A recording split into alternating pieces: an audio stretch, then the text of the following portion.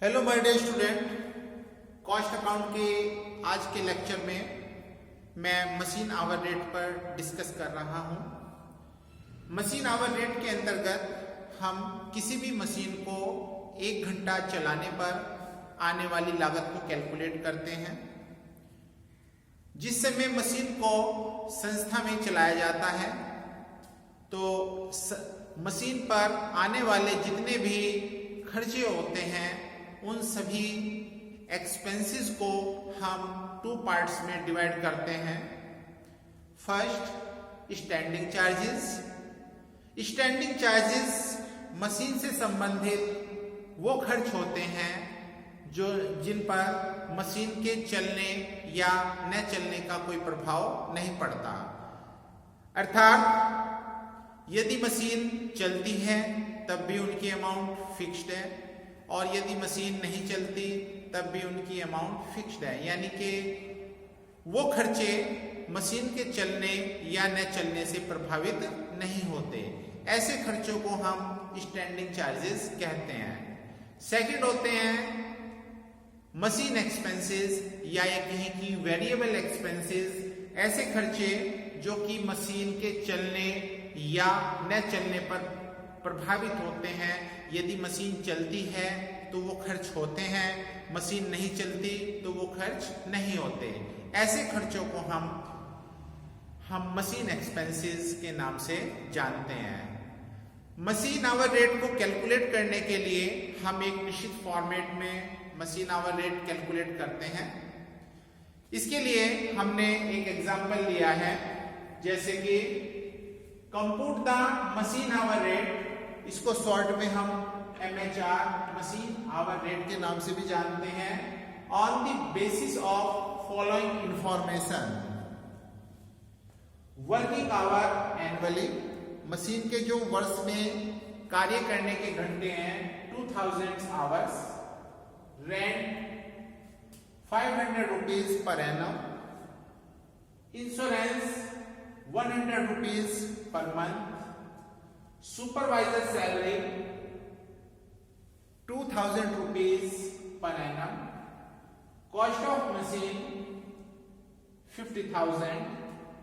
Scrap value 5,000 rupees. Working life of machine 10 years। Repair 1000 rupees per annum. Power 10 units per hour. Rate of power per unit 1 rupees per unit. Supervisor half time given for machine supervision. इस condition में हमको machine hour rate calculate करना है। Machine our calculate करने के लिए हमें इस तरह से एक फॉर्मेट तैयार करना है।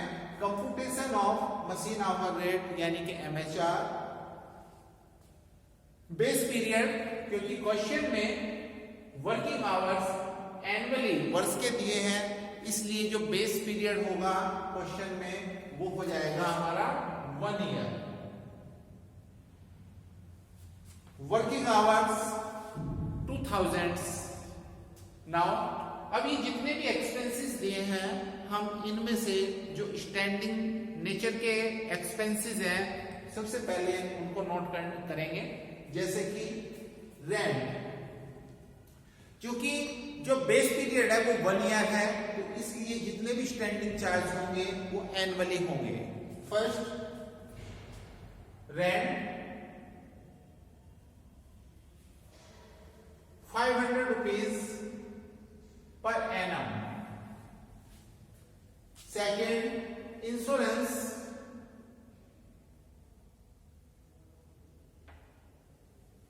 100 रुपीज पर मंथ है। इसको हम एनुअली कन्वर्ट करेंगे 1200 rupees. Now supervisor salary 2000 rupees per annum. But इसमें कंडीशन दी है जो सुपरवाइजर है वो अपने समय का आधा भाग मशीन के सुपरविजन पर देता है। इस कंडीशन में हम यहां पर supervisor salary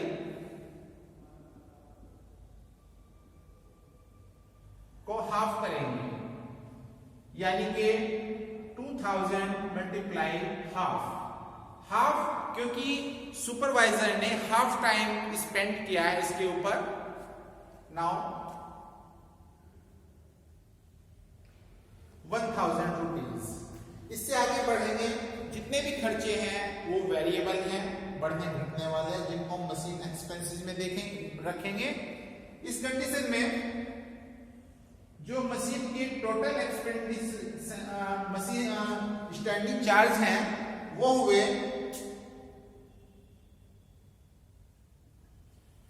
2700। Now standing charge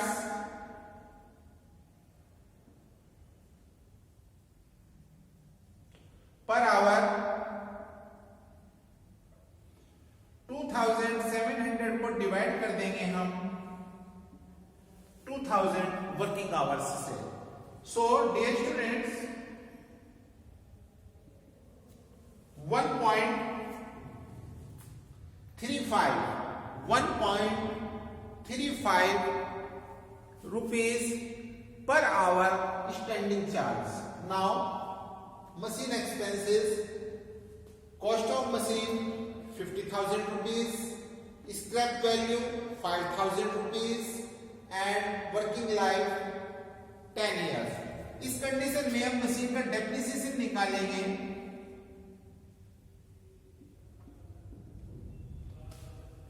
cost minus scrap value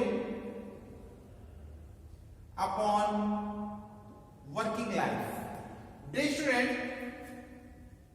machine की जो कॉस्ट है वो 50,000 रुपीज है, scrap value 5,000 rupees and working life है 10 इयर्स। ये जो डेप्रिसिएशन आया, ये 1 ईयर का डेप्रिसिएशन आया है और हमें कैलकुलेट करना है पर आवर। आप जानते हैं कि वर्किंग आवर्स जो है एनुअली 2000 आवर्स है, तो यहां पे डिवाइड करेंगे 2000। इसको हम सॉल्व करेंगे तो ये आएंगे हमारे 2.25 रुपीज, यानी कि 2.25 रुपीज पर आवर्स डेप्रिसिएशन। इसको जो कैलकुलेशन करके अमाउंट आएगी उसको यहां पे डायरेक्ट हम सेकंड कॉलम में शो करेंगे। Next, repair 1000 rupees per annum। Now repair 1000 divided by 2000 working hours, और ये होंगे हमारे 0.50 यानी कि 50 पैसे पर आवर्स रिपेयर।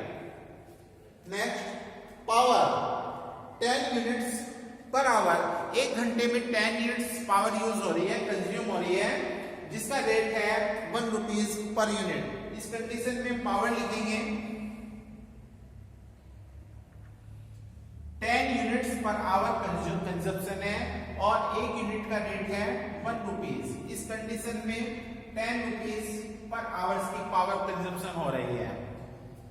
जितने भी एक्सपेंसेस दिए होंगे क्वेश्चन में उन सभी को हम आवरली बना करके यहां पर शो करते हैं और फिर हम लास्ट में टोटल लगाएंगे एक्सपेंसेस का।